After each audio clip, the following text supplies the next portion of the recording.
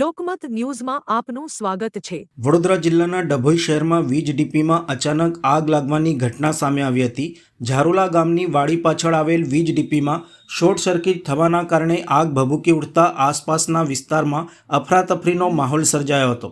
ઘટનાની જાણ થતાં સ્થાનિક લોકોએ તાત્કાલિક વીજ કંપનીને જાણ કરી હતી, જેના પગલે વીજ પ્રવાહ બંધ કરી દેવામાં આવ્યો હતો, જેથી વધુ નુકસાન ન થાય। બાદમાં ડભોઈ ફાયર વિભાગને જાણ કરવામાં આવતા फायर ब्रिगेडनी टीम तात्कालिक घटना स्थले आवी पहोंची हती। फायर विभागना जवानों द्वारा झड़पी कार्यवाही करी गणतरीना समयमां आग उपर काबू मेळववामां सफलता प्राप्त करी हती।